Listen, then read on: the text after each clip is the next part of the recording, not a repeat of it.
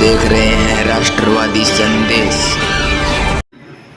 मेरे भादरा के, पूरे राजस्थान के और पूरे ही भूभाग में आपके चैनल, आपका अखबार और आपकी तरह, आपकी वजह से जो एक लोगों में चेतना रहती है, उसके लिए मैं आपका आभारी भी हूँ। और यहाँ पे आप पधारे मेरे एक अदने से एक कार्यकर्ता के कहने पे, और मैं आपका यहाँ पे स्वागत करता हूँ। मैंने आपको बुलाया इसलिए क्योंकि मैं एक राजनीतिक घराने से हूँ। मेरी राजनीतिक घराने से ही मेरी पृष्ठभूमि रही है।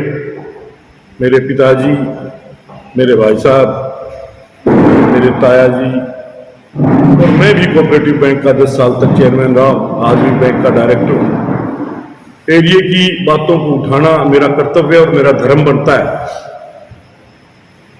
भादरा के सारे नेताओं को जो बातें उठानी चाहिए थी, मुझे कहीं न कहीं लगा कि बात उठ नहीं रही है, तो मैं आज आपके बीच में आपसे रूबरू होके भादरा के अंदर एक जो बहुत बड़ा एक इस तरह के जुल्म का एक वातावरण बना हुआ है, अत्याचार का ये वातावरण बना हुआ है, मैं उसके खिलाफ और एक जनता की एक आवाज, जनता के बीच में एक आवाज पहुंचाना चाहता था आपके माध्यम से। आप यहाँ पर आए, आपका बहुत बहुत धन्यवाद। मैं बिंदु से आपको बताऊंगा कि कहाँ कहाँ क्या क्या हो रहा है और किस किस क्षेत्र में क्या क्या हो रहा है। और आज जो मैं तो हमेशा से ही इनको चाइनीज बोलता हूँ, यहाँ का जो प्रतिनिधित्व कर रहे हैं, इस चाइनीज महानुभाव की वजह से आज से कोई 10-15 दिन पहले ये महानुभाव विधानसभा के अंदर इतने बड़े सदन का टाइम खोटी कर रहे थे। छानी अध्यक्ष के खिलाफ कार्रवाई, छानी अध्यक्ष के खिलाफ कार्रवाई। आप लोगों को, भादरा की जनता को, हनुमानगढ़ गंगानगर की जनता को, राजस्थान की जनता को नहीं पता कि छानी की अध्यक्ष कौन है। तो ये भादरा वालों को तो पता है, बाकी नहीं पता। मैं संदीप डुगली, जो पहले चेयरमैन रहा हूं, मैं छानी का अध्यक्ष।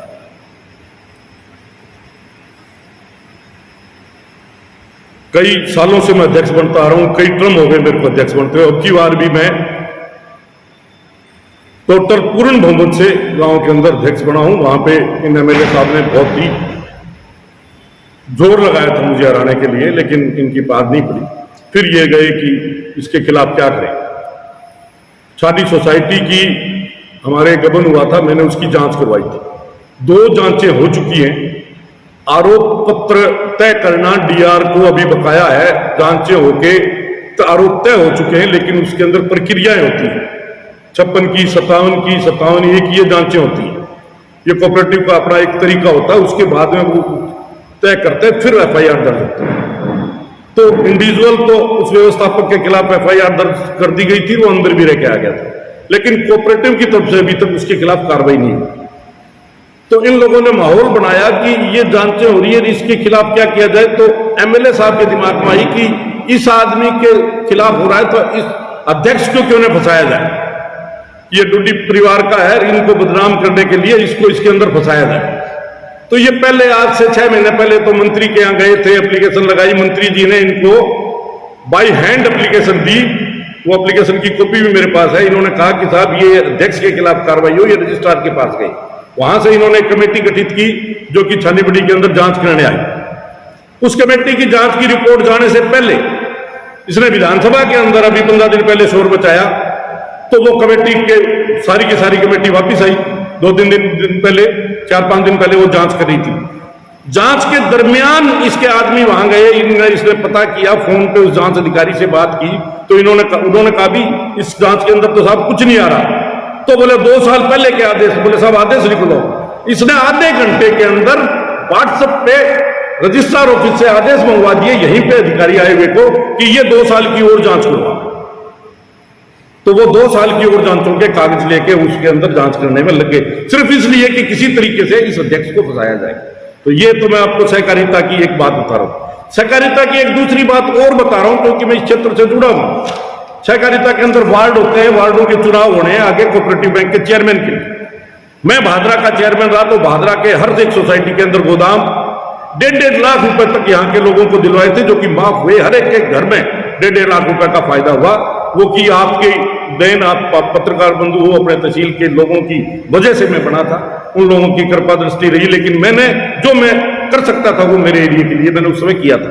अब भी लोगों की इच्छा थी कि संदीप को वापस बनाए, तो इन्होंने क्या किया कि वार्ड बंदी होती है, तो वार्ड बंदी बनाने के लिए बोर्ड की मीटिंग होती है। इसलिए बोर्ड की मीटिंग से एमडी को मंत्री के यहां पे बुलवा के जयपुर और वार्ड बंदी, हमने जो वार्ड बनाए थे वो इस तरह से वार्ड थे, जो कि बहुत ही फिजिबल वार्ड, बिल्कुल एक रूपता वार्डों के अंदर। कहीं कोई ये नहीं है कि कहीं ये लग जाए कि ये वार्ड गलत बन रहे हैं। और इन्होंने जाके इन्हीं वार्डों के अंदर, देखिए आप वार्डों में फर्क, ये हरे और केसरिया रंग के अंदर हैं दोनों, एक वार्ड केसरिया रंग में है, एक वार्ड हरे रंग में। और जो एमएलए महोदय ने जो वार्ड बनाए कि किस तरीके से ये संदीप डूडी को हराएं, तो उन्होंने ये वार्ड बनाए मंत्री के पास बैठ। आप देखिए केसरिया रंग कहां जा रहा है, हरा रंग कहां जा रहा है, इनकी लाइन और देखिए कि कहां पे इनकी लाइन जा रही है। मैं दोनों को एक साथ लगाता हूं, आप देख रहे हैं ये एमएलए साहब ने बनाया इधर वाला, और एक हमारा बोर्ड द्वारा बनाया गया था। लेकिन बोर्ड वाले को हटा के एमएलए साहब ने इस वार्ड को कि सिर्फ हटाना कि संदीप डूडी को कैसे हराया जाए। ये तो आई आपके सामने कोऑपरेटिव की बात। अब मैं बस बिंदुवार आपको बता रहा हूं, प्रधानमंत्री फसल बीमा योजना के अंदर जो अपने बीमा होता है, वहां पे क्रॉप कटिंग से अपने यहां पे बीमा होता था। सिर्फ भादरा तहसील के अंदर सैटेलाइट सर्वे से बीमा करवाया गया, सिर्फ अकेली भादरा में। आप पत्रकार बंधुओं को शायद मालूम हो, आपके प्रेस के माध्यम से मैं भादरा की जनता को कहना चाहता हूं, जो एमएलए रोजाना चिल्लाता है कि मैं बीमा दिलवा रहा हूं, मैं बीमा दिलवा रहा हूं, उसने इतना बड़ा अत्याचार इस भादरा की जनता के साथ किया है कि यहां की सैटेलाइट से यहां का सर्वे करवाया, जिससे कि बीमा बहुत कम आए, और कंपनी से मिली भगत करके, क्या पता इसने कितने पैसे का वहां पे क्या किया है क्या नहीं किया, इस बारे में तो मेरे को नहीं मालूम। लेकिन बिना फ्रॉड के ऐसी बातें नहीं हुआ करती, क्योंकि पूरे राजस्थान में क्रॉप कटिंग है, एक भादरा के अंदर सैटेलाइट। और ये क्या कह रहा है पब्लिक में कि मैं सैटेलाइट से नहीं होने दूंगा। अरे तेरी अशोक गहलोत के दरबार में पूरी चल रही है, तू सारी चीज कर रहा है, तेरी एक तहसील में ही ये सैटेलाइट से क्यों, बाकी जगह क्यों नहीं? तो ये इसका मतलब क्या हुआ? सिर्फ जनता को गुमराह करना। तो ये बात मैं जनता तक ये इस आवाज को पहुंचाना चाहता था आपके माध्यम से। तीसरा पॉइंट पे आता हूं मैं, क्षेत्र के अभी दिनार गांव के अंदर एक बहुत बड़ा जनहत्या अपराध हुआ, एक हत्या की गई। 10-15 गुंडे मिलके एक को मारते हैं। पहले वो एक होटल में दारू पीते हैं, पार्टी करते हैं, उसके बाद में एक बच्चे को मारते हैं। उस हत्याकांड के अंदर जिस बच्चे की हत्या हुई है, उसके परिवार के लोगों को एमएलए द्वारा मुलजिम बनवाया गया, पुलिस को कह के। वहां पे कौन सीआई? वही कविता पूनिया सीआई, जिसके लिए पहले पूर्व में वो भादरा में थी, तो उसके लिए नारे लगे थे कि कामरेड पूनिया, हाय हाय, इसको कामरेड पूनिया कहा गया था। वही पूनिया अपनी उस आदत को नहीं छोड़ा उसने, और उसने वहां जाके भिराड़ी के अंदर उन लोगों को, इनोसेंट लोगों के खिलाफ कार्रवाई की। 6 लोगों को मुलजिम बनाया जिनके घर में हत्या हुई है। चंदगी राम जी के परिवार के 6 लोगों के घूस धारा के अंदर, करजिल के अंदर एक पुलिस के अंदर हौलदार है कि इनके ऊपर दबाव बनाएंगे तो ये राजीपा कर लेंगे, और मुलजिम बनाए 3 आदमी, जबकि 8-10 लाठियां वहां मिलती हैं बरामदगी के अंदर। क्या एक आदमी 2-2 लाठी से मारेगा? आप बता दो मेरे को, एक आदमी 2-2 लाठी हाथ में लेता है क्या? 8-10 आदमियों में से 3 आदमी मुलजिम बनाए जाते, और वो 3 कौन? जिनका कामरेड से संपर्क नहीं है। जो कामरेड के खास इसके वर्कर थे, उनको पूरा का पूरा उससे हटा दिया गया पुलिस की तफ्तीश से। ये क्या जनहत्या अपराध नहीं है? क्या ये कुठाराघात नहीं है जिनका बच्चा मरा है उनके साथ? ऐसे काम हमारा यहां का ये विधायक चाइनीज कर रहा है। दलित विरोधी सोच, SC ST के लोगों के खिलाफ जो इसकी सोच है, चाहे बरवाड़ी गांव में मकान तुड़वाने का, धानका समाज के लोगों का मकान तुड़ाने का काम हो, मुंसरी के अंदर एक दलित परिवार की बेटी के कपड़े तक हाथ फाड़ दिए गए, वो टंकी पे चढ़ी लेकिन फिर भी उनको न्याय नहीं मिला। मेलिया के अंदर दलित परिवार का एक मकान तोड़ा, उस मकान के पास पास और भी मकान बने हुए, उनको किसी को कुछ नहीं कहा, सिर्फ एक का मकान तोड़ा गया। मलखेड़ा के अंदर नायक समाज का, आपने मलखेड़ा का तो सबको पता है, आपको, आप शायद वहां प्रेस गई भी थी। मलखेड़ा गांव के अंदर नायक समाज के लोगों को, क्योंकि इसका खुद का काम है, उनके ऊपर इतना दबाव बनाया कि वो बेचारे गांव से बाहर नहीं निकल सके, डरते मारे। और आज वो सांप सूंघा हुआ बैठा है उस गांव के अंदर, कोई बोल के नहीं कह सकता कि हमारे साथ क्या हुआ है। इतना अन्याय इसी के गांव के अंदर हुआ। सारी जितनी सड़कें बनी हुई है, ये कहता है मैंने इतनी सड़कें बना दी, एक भी सड़क की जांच करा लो, एक भी सड़क की, यदि सही उसके अंदर मिल जाए आपको, जो जिस कायदे से जो लगना चाहिए मटेरियल, यदि वो एक भी सड़क सही हो तो मैं टांग के नीचे से निकलने को तैयार हूं। सब जगह इसकी मिली भगत, सब जगह घटिया काम। जितने कर्मचारी अधिकारी हैं, चाहे यहां एसडीएम बैठी हो, चाहे यहां तहसीलदार बैठे हो, चाहे यहां थानेदार बैठे हो, सब दबाव में काम कर रहे हैं। किसी आदमी की हिम्मत नहीं है कि मैं पब्लिक का काम तय दिल से ढंग से काम कर सकूं। दबाव की, बदले लेने की राजनीति, गुंडागर्दी की राजनीति भादरा के अंदर आज तक के इतिहास में, आजादी के बाद में पहली बार कोई राज आया जिसने दादागिरी से और बदले लेने की कार्रवाई से जिसने राजनीति की है। ऐसे व्यक्ति को, जो कि रोजाना डिगियां हाँकता है, ऐसे व्यक्ति का समाज बहिष्कार करना चाहिए, जबकि ये तो राजनीति के अंदर है। मैं तो कहता हूं सामाजिक बहिष्कार होना चाहिए ऐसे व्यक्ति का, जो कि कहता है मैं एमएलए बनूं या एमएलए बनाया जाए। अब एमएलए बन गया, वो गलती थी, जिन लोगों ने इसका सहयोग दिया उनकी गलती थी। उनमें हो सकता है कोई मेरे भी हो,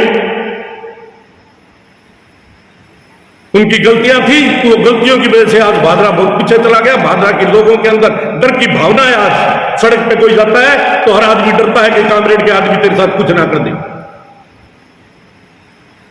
फसल बीमा पोर्टल, आज सीमा संदेश ने एक अखबार में थोड़ी सी न्यूज दी है, मैं कल ही ये बात आपके सामने कहने वाला था। फसल बीमा पोर्टल राजस्थान गवर्नमेंट का पोर्टल है, 30 तारीख को बंद हो जाएगा। दुनिया भर के लोग भटक रहे हैं सड़कों पे, सब जगह जा रहे हैं, ईद मित्र पे जा रहे हैं, कहीं जा रहे हैं, पोर्टल नहीं खुल रहा, लोगों के बीमा नहीं हो रहे। बीमे का भरोसा लोग आके ब्याह मान दिया, बोले बीमो आओगे, पोर्टल ही कौन खुले। अरे राजस्थान सरकार, अशोक गहलोत की सरकार, जो कि बींग आती है, जो कि यहां कैंप लगा रही है गांव के अंदर, जो किसानों के साथ इतना घटिया, क्योंकि खुद का पोर्टल 22 तारीख को जो शुरू होना चाहिए था, आज कितने दिन हो गए? 27 तारीख तक नहीं खुला, 30 तारीख को बंद होने वाला है। कितना बड़ा कुठाराघात है जनता के साथ। मेरी इस आवाज को, मेरी इस बात को आप जनता के बीच तक पहुंचाएं। भादरा का सीवरेज का मामला देख लो, मोचियों के मोहल्ले का मामला देख लो, आप वहां पे पानी भरा हुआ आपने देखा होगा, आप जाके भी आए होंगे, कई फोटो में भी आई थी। क्या भादरा के अंदर इतनी बड़ा सीवरेज का पैसा लगा, क्या वो सही लगा हुआ है? क्या भादरा के अंदर सीवरेज का काम सही है? क्या इसकी जांच होनी चाहिए कि नहीं होनी चाहिए? भादरा नगर पालिका अंदर भ्रष्टाचार का ये एक नंगा नाच हो रहा है। यहां पे अनसमझ आदमी यहां पे चेयरमैन बने बैठे, जो कि ये सीवरेज का जो काम है, जो कि बिल्कुल सीवरेज की कोई भी चीज देख लो, अरे पानी, मलमूत्र का पानी और पीने का पानी एक साथ आ रहा है। क्या कर रही है नगर पालिका, क्या कर रहे हैं अधिकारी? मेरी ये आवाज आपके माध्यम से जनता तक पहुंचे, मेरी ये आपसे विनती है। और मैं चाहता हूं, मैं एक राजनीतिक घराने से के होने के नाते मेरी ड्यूटी बनती थी, मेरा फर्ज बनता था, मुझे पीड़ा थी कि मैं पब्लिक के अंदर ये बातें कहूं, पब्लिक को इन बातों का पता लगे। मेरी वजह से यदि कुछ ठीक हो जाए तो मैं आप लोगों का बहुत बहुत आभारी रहूंगा। आप लोग सब पधारे यहाँ पे, आपका बहुत बहुत धन्यवाद, मैं सबका बहुत शुक्रगुजार हूँ, बहुत बहुत धन्यवाद जी। आप बैंक वाला चुनाव लड़ेंगे क्या? बिल्कुल तैयारियां कितनी? बिल्कुल तैयारियां क्या बोलते, बैंक का चुनाव तो तैयारी है, क्योंकि मेरा फील्ड ही कोऑपरेटिव का है। कोऑपरेटिव के अंदर एक धारणा होती है, मैं अनिल जी आपको बताऊं, एक सबके साथ सब एक के साथ। और कभी भी आपने देखा होगा जब मैं कोऑपरेटिव की बात करता हूं वहां पे कभी पॉलिटिक्स की बात नहीं करता, क्योंकि पॉलिटिक्स से ऊपर उठ के है कोऑपरेटिव। कोऑपरेटिव के अंदर ये नहीं देखा जाता कि ये मेरा है या ये उसका है। वहां के तो जितने लोगों की सहायता होती है, हर आदमी की सहायता होती है। आप वर्तमान विधायक का विरोध कर रहे हैं, उनकी नीतियों का विरोध कर रहे हैं। 2023 के चुनाव में आपकी भूमिका क्या रहेगी? 2023 के चुनाव में मेरी भूमिका क्या रहेगी जी आगे? मैं भारतीय जनता पार्टी का हूं, भारतीय जनता पार्टी का रहूंगा, भारतीय जनता पार्टी का था। चाहे किसी को टिकट मिले, किसी को भी टिकट मिले, मेरे को एकमात्र कमल के फूल पे ही मेरी मोहर लगनी है और उसी के लिए ही मैं वोट मांगूंगा। संदीप जी 4.5 साल हो गए एमएलए को पढ़ने को। हाँ? अब जो आप मुद्दे उठा रहे हैं तो ये चुनाव को देख के उठा रहे हैं, ये 4.5 साल क्यों नहीं बोले आप? रमेश भाई साहब, मैं क्योंकि आगे की पंक्ति का राजनीतिज्ञ नहीं हूं भादरा के अंदर, मुझे नहीं माना जाता कि मैं एमएलए का दावेदार हूं। ठीक है, मैं मेरी कोशिश करूंगा, एक एप्लीकेशन जरूर लगा के आऊंगा। मैं भी ये सोच रहा था कि ये इतने बड़े बड़े नेता बैठे हैं, ये कुछ बोलेंगे, ये मेरे अंदर से 30 थी, मैं उसी के लिए, मैं चुनाव के लिए नहीं बोल रहा हूं। आप ये समझते हो कि मैं चुनाव की राजनीति के लिए आप आ जाए। हाँ ठीक है, मेरे पे यदि कृपा दृष्टि रही पार्टी की, यदि वो मेरे को आदेश देंगे तो मैं तैयार हूं, लेकिन मेरी कहीं ये नहीं है कि मैं मांगने कहीं जा रहा हूं। बीजेपी टिकट का दावेदार माने आपको? मतलब बीजेपी की टिकट नहीं, दावेदार नहीं मानिए, यदि मिलती है तो ले लेंगे, दावेदार तो बैठे। टिकट मांगोगे जब मिलेगी ना, इसको घर तो छोड़ेगा आपको? टिकट मांगोगे, एक एप्लीकेशन रूटीन में लगा के आऊंगा, ज्यादा जोर नहीं लगाऊंगा। टिकट मांगोगे जब मिलेगी ना, वो एक रूटीन में जाके आना है। संदीप जी, सिर्फ 100 दिन बचे चुनाव के जी, और करीब 5 साल पूरे होने जा रहे हैं। और इस 5 साल में यहाँ भादरा में जितनी आपने अभी कमियां बताई है वर्तमान विधायक की, और गांव की दुर्दशा के बारे में आपको पता है, और SC ST के साथ अन्याय हुआ, तो आपने 4.5 साल तक आज तक आवाज क्यों नहीं उठाई? जन साहब, आप बहुत ही सीनियर पत्रकार हैं। जन साहब, मैं पहले ही आपको ये बात कह चुका हूं कि मैं अग्रणी टीका देता नहीं। नागरिक तो है आप, भादरा का नागरिक, मैं राजनीतिक परिवार से हूं, इसीलिए तो आज आके बैठा हूं। मैं बीच बीच में मेरे पास मेरी तबीयत भी नासाज रहती है, बीपी का और शुगर का। इन दिनों में बहुत ज्यादा पेशेंट हूं, शुगर खाली पेट ही मेरी 250 के करीब रहने लगी। तो मैं इन दिनों में, आज तो 2-3 दिन से कुंठित था। तब मैंने कल बात की मेरे मित्रों से, दोस्तों से, तो उन्होंने कहा भी आप प्रेस के अंदर क्यों नहीं जाते? मैंने कहा यार ये चुनाव लड़ने वाले लोगों का काम है, वो जाके बातें करे। बोले कोई नहीं बोल रहा, आप बोलो तो सही। और आज भी मैं, आपने देखा होगा लोग बाग गांव में जा करके मीटिंगें कर रहे हैं। मैं किसी गांव में नहीं गया हूं, क्योंकि मैं इतना कोई सीरियस उम्मीदवार नहीं हूं कि मैं गांव में जाके जाऊं, इतना मेरा सामर्थ्य भी नहीं है। चलो, चुनाव के 100 दिन बाकी पड़े, आगे इसमें आगे आप क्या कार्रवाई करोगे? आज प्रेस कॉन्फ्रेंस के बाद में आगे भी कोई करोगे या प्रेस कॉन्फ्रेंस? नहीं, प्रेस कॉन्फ्रेंस के बाद में इससे क्या रिजल्ट निकलता है, मैं मेरे साथियों से, दोस्तों से बात करूंगा कि अपने इनके पीछे, इनके लिए क्या आवाज उठाए। जैसे 99 के कांड के लिए, 99 में लोगों के साथ जो अत्याचार हो रहा है उसके लिए 99 के लोगों से बात करेंगे। कोऑपरेटिव की जो बात है, जहां तक है वहां तक ये है कि ऊपर मंत्री लेवल तक, ऊपर रजिस्ट्रार तक, सब जगह जाके आ चुका हूं। लेकिन वहां पे जहां CMO से बात चलती हो, वहां आप क्या कर लोगे, कहां चले जाओगे? 2-3 महीने में आचार संहिता लगने वाली है, उसके बाद में ही यदि सुधार हो जाए तो हो जाए, उससे पहले जन साहब मुझे उम्मीद नहीं है कि कोई सुधार होगा। अभी आपने एक नक्शा दिखाया था कोऑपरेटिव वार्ड का, तो उसके अंदर जो ये कुछ गांव जो कि अलग अलग करके दे दिए गए, जो कुछ ये MLA यही तो मैं बताना चाहता था, और अलग डाल दिया। मैं ये नक्शा इसीलिए तो बताना चाहता था, चुनाव की कोई अहमियत ही नहीं रहेगी। ये मैं नक्शा यही तो, आज तक क्या इस तरह से वार्ड बनेगा? वार्ड के अंदर एक रूपता होती है, ये यहां थोड़ा होगा, इसको यहां क्यों डाला जा रहा है, इसको यहां क्यों डाला जा रहा है, ये एक रूपता क्यों नहीं है? क्योंकि अपनी मर्जी से इस गांव को ले लिया, इस गांव को ले लिया, इस गांव को ले लिया, ताकि हम एक उम्मीदवार को जिता सके, एक को हरा सके।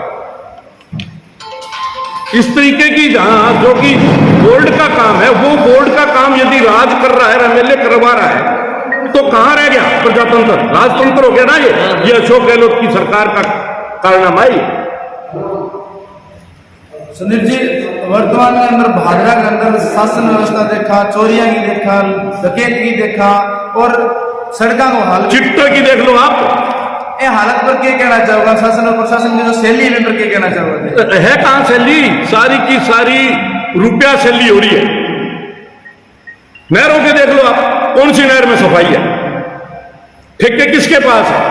चहेते आदमियों के पास ठेके हैं, टेंडर बनता है, उसके बिल बनते हैं, बिल से पैसे उठाते हैं, अपने जेब में आते हैं, कहीं काम नहीं है, कहीं सफाई नहीं, कोई लेना नहीं, कोई देना नहीं। संदीप जी, राजेंद्र राठौड़ आए थे नौसीसर में, उन्होंने कहा कि भादरा की जनता किसी बीपीएल को अरबपति बनाती है, तो क्या आपको रुपए कमा लिए विधायक बलवान पूनिया ने? लाल डायरी गवर्नमेंट है ये, लाल डायरी गवर्नमेंट।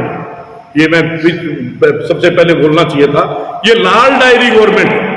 तो लाल डायरी गवर्नमेंट के अंदर हमारे जो यहाँ के चाइनीज भाई साहब हैं, इनका भी बड़े सुनहरे अक्षरों में नाम है लाल डायरी में। वो आ जाएगा सामने, पता लग जाएगा आपको लाल डायरी सरकार का। ये भी तो लाल डायरी सरकार है ना अभी राजस्थान में। आपने विधानसभा में देखा होगा, अभी खूब न्यूज पे चल रहा है लाल डायरी। तो लाल डायरी सरकार के अंदर लाल डायरी वाला ही तो है ये संदीप जी। तो लाल डायरी वाला है जो 500 करोड़ से ऊपर का घपला हुआ है उसके अंदर। तो हमारे विधायक जी भी तो लाल डायरी में है। संदीप जी, आप बात कितना विश्वास किया गैस को का विधायक भादरा विधायक को भी मैं नाम, हालांकि कई टाइम कुछ टाइम तक सहयोगी भी रहे। नहीं, मैं भादरा विधायक को कहना कि मैं आज तक जितना विकास कार्य करा इतना कहीं कौन कराया, मैं 1 रुपये तक कौन कराया, मेरे खातों तक चेक कर लो। अब ठीक कह रहे हो लाल डायरी में नाम पाऊंगा। मेरी बात सुनो आप, राजेंद्र जी भाई साहब, मेरी बात सुनो। राजेंद्र जी, इस भादरा तहसील के अंदर आप करीब पुराने घरानों को सबको जानते हो। अपने इसके परिवार को भी पहले से जानते हैं। बापू के नाम है छोटू राम जी ने अपन जाना कि कितनी व्यवस्था घर में हीर कितनी है, और भादरा तहसील का लोग कितनों के दे दियो। मैं चौधरी लालचंद रुड्डी का बेटा हूं। मेरे बाप दादा के पास खूब जमीन जायदाद होने के बावजूद भी मेरे पिताजी से चुनाव नहीं लड़ा जाता था जब तक कि उनके यार बेली साथी उनको सहायता नहीं देते थे। सारे लोग सहायता देते थे एक पैसे की, और वो सबसे कम खर्चे के अंदर चुनाव लड़ते थे।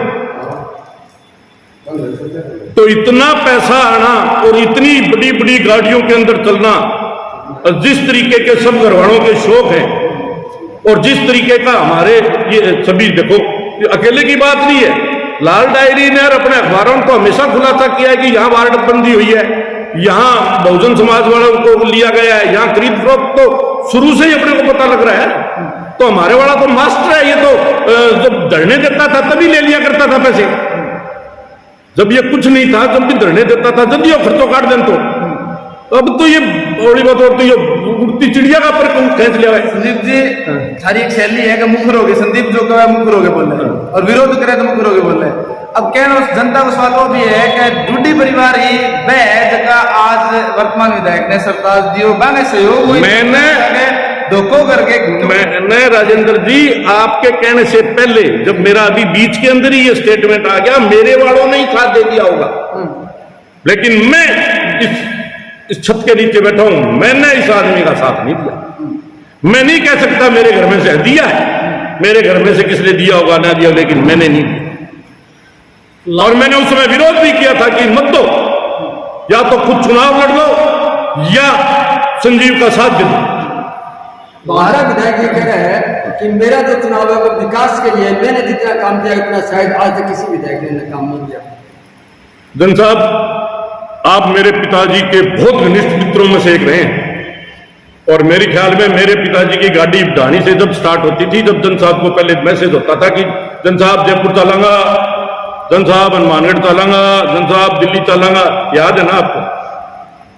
मैं मेरे पिताजी की बात नहीं कहूंगा, आप भी मेरे पिता तुल्य हैं।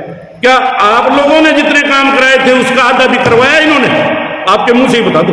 विधायक कह रहा है, हम भी कह रहे हैं। नहीं, मैं तो आपसे ही कह रहा हूं भी आप बता दो, आपके नेता ने उस समय इतनी बड़ी नहर लाना, इतने बड़े, उस समय जब कुछ नहीं होता था। देखो, विकास होता है, विकास के साथ साथ सारी चीजें होती हैं। जब आप ये तो बनी हुई सड़क पे तो सड़क नहीं बनेगी ना, बनी हुई सड़क पे तो सड़क नहीं बनेगी ना। बजट तो पूरे राजस्थान का आ ही रहा है। अटल बिहारी वाजपेयी जी की जो दूरदर्शिता थी उस कारण जो सड़कों का बजट के अंदर इजाफा हुआ ही है। तो बजट जो आ रहा है, वो बजट आ रहा है, वो लगेगा ना, बनेगी सड़कें, वो तो बन गई, उसके बाद जो रही जगह वहां पे सड़कें बनेगी। अब कैसा वो मैं कर दियो, स्कूल जहां बन गए पहले कर्मनुत वगैरह बन गए, जो रह गए वो बनेंगे ना, हर बार कोटा आता है तो इसमें अपनी ये कहते तेने करा दिया, मैंने करा दिया, नेचुरल चीज है। लाखनवास गांव में कहावत थी, मैं ये ऑफ द रिकॉर्ड कह दो, चलो चलने दो, ये कहावत थी है पर बड़े मजाक वाली बात है, चलेगी ये बात में। ये लाखनवास गांव में एक, क्योंकि लाखनवास गांव इस भादरा तहसील के सभी नेताओं की रिश्तेदारी का गांव है, सर एक ही परिवार में रिश्तेदारी है। यशवंत सिंह जी की ससुराल है, उस समय यशवंत सिंह जी प्रधान थे, लालचंद जी मंत्री थे। ज्ञान सिंह जी की बहन ब्याही है उसी की यशवंत सिंह जी के साले को। विशाल सिंह जी जब अच्छी पोजीशन में थे, नेता थे तहसील के, उनका भाई ब्याह हुआ है उसी परिवार में। डॉक्टर सुरेश कस्वा ब्याह है उसी परिवार में, सतपाल ब्याह है उसी परिवार में। हो गई, उस गांव के अंदर सड़क नहीं गई बहुत टाइम तक। ब्याह शादी में सारे वहां इकट्ठे होते थे, तो वो एक ही बात बोला, न्यू है जी, न्यू से जी थामे आए जी, थारी गाड़ी कौन सी जी, बोलना गाड़ी तो कौन सी, बोले 10,000 तो तुम्हें माटी मुट्टी काटो हार, तो कोई सड़क का नहीं ध्यान दे लियो आ रहे, बाकी जी जरूरत को दिया हमने, सड़क कड़ा है तहसील में जगह नए बच्चा नहीं जद मारे बना दियो। समझ गया, बोले तहसील में कड़ा है जगह नया बच्चा नहीं जद मारे बना दियो। तो वही हुआ, उनके सड़क सबसे लेट गई थी, जबकि वो एकमात्र कहा जाए तो भादरा की राजधानी थी, लेकिन वहां सड़क सबसे बाद में गई।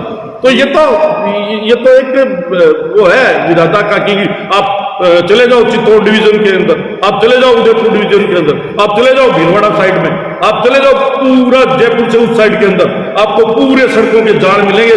छोटे से छोटे गांव के अंदर बड़ी से बढ़िया सड़कें, इतने हाईवे, इतने नेशनल हाईवे। हमारा एरिया क्योंकि ये पिछड़ा हुआ एरिया ही माने, अब इस साइड में विकास होना शुरू हुआ।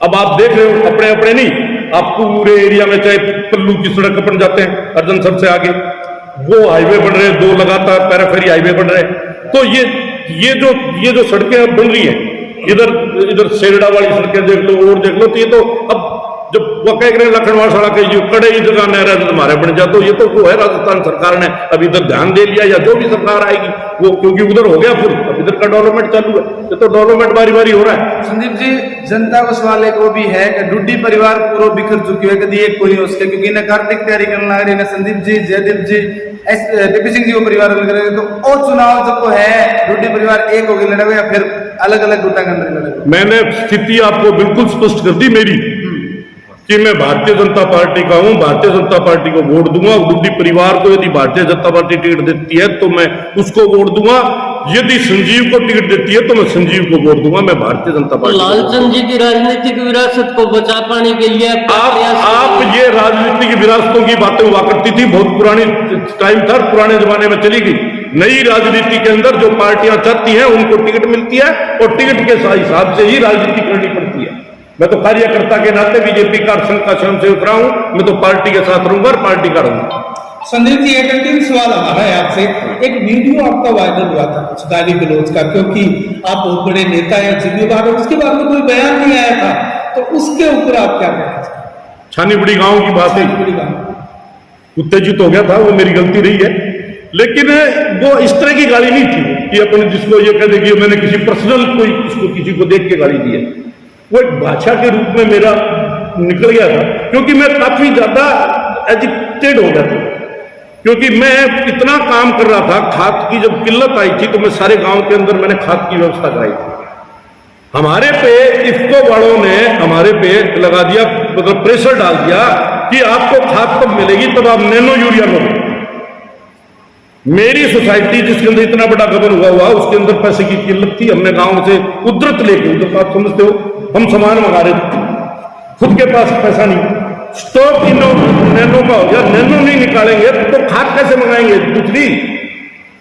तब वो तथाकथित जो लोग थे ना, जो षड्यंत्र करने आए थे वहां, जो कि ताजा चुनाव हुआ था, वो मेरे विरोधी थे, वो मेरे को उकसा के जानबूझ के वहां इतना, जबकि सारा गांव ले रहा था, मैं समझा के यार वो एक ले लो यार, एक ले ले यार, पिज्जा को नहीं यार ले ले यार, तो वो मेरी मान भी रहे थे, ले भी रहे थे। साथ में यूरिया भी ले रहे थे, साथ में डीएपी भी चल रही थी, साथ में ये भी चल रही थी, एक वो भी दे रहा था क्योंकि पैसे की कमी थी। तो वो लोग जानबूझ के पिंच कर रहे थे, तब वहां एक भावुकता में कोई बात होगी। बाकी एक मेरे को इस इतने बड़े पद पे होते हुए मुझे वो नहीं कहना चाहिए था, लेकिन कई बार आदमी के बस की बात नहीं रहती। जनता को क्या संदेश देना चाहेंगे? पब्लिक के तो मैं एक ही बात कहूंगा कि वोट डालते टाइम थोड़ा सोच के डालें और भारतीय जनता पार्टी का राज लाओ। इन चोरों की बनिस्बत भारतीय जनता पार्टी लाख दर्जे राजस्थान का विकास अच्छा कराएगी और बहुत अच्छे तरीके से भादरा के अंदर सुशासन आएगा। राजस्थान में क्या लगता है? सर बहुत क्लियर मेजोरिटी से बीजेपी आ रही है। मैं मारवाड़ साइड का अभी दौरा करके आया हूं, मेरे कई दोस्त वहां पे अभी भी एमएलए हैं। हमारे आक्या चंद्रभान जी आक्या चित्तौड़ से एमएलए हैं, मेरे अच्छे मित्र हैं। मेरे साथ पहले कोऑपरेटिव बैंक के चेयरमैन रहे, वो चित्तौड़ से चेयरमैन होते थे, हनुमानगढ़ से चेयरमैन होते थे। तो आक्या बना मेरे बहुत अच्छे, मतलब मेरा बड़ा जैसे भाई। तो ये थे संदीप डुबे, मंत्री लालचंद डुबे के पुत्र और कोऑपरेटिव बैंक के चेयरमैन। इन्होंने आज भादरा में जो जन समस्या हैं, चाहे किसानों की समस्या हो, बीमा की समस्या हो या दलित परिवार के साथ अन्याय की समस्या हो, और इसी प्रकार से मेन कोऑपरेटिव बैंक में के मामले में कोऑपरेटिव के जो ब्लॉक हैं उनके मामले में जो विधायक ने परिवर्तन किया है अपना वार्डों का, तो उसके बारे में विस्तृत रूप से जानकारी दी। और उन्होंने बताया कि आने वाले चुनाव में भारतीय जनता पार्टी का जो भी उम्मीदवार होगा मैं उसके साथ हूं और भारतीय जनता पार्टी को जिताएंगे। और इन्होंने खुली बात कही है, आने वाला जो चुनाव है वो राजस्थान में भारतीय जनता पार्टी की सरकार बनेगी, ऐसा इन्होंने घोषणा की है। और ये आज से जो है भारतीय जनता पार्टी के पक्ष में पहले भी थे, अपने आप को मूल भारतीय जनता पार्टी बताने अपने पिताजी के टाइम से, और भविष्य में भी भारतीय जनता पार्टी के साथ रहने की घोषणा की। तो देखते रहिए राष्ट्रवादी संदेश, लाइक कीजिए, सब्सक्राइब कीजिए। मैं लाल मोहम्मद स्वतंत्र पत्रकार आपसे फिर मिलूंगा आर्यन मुआवजन के साथ। जय हिंद, जय भारत।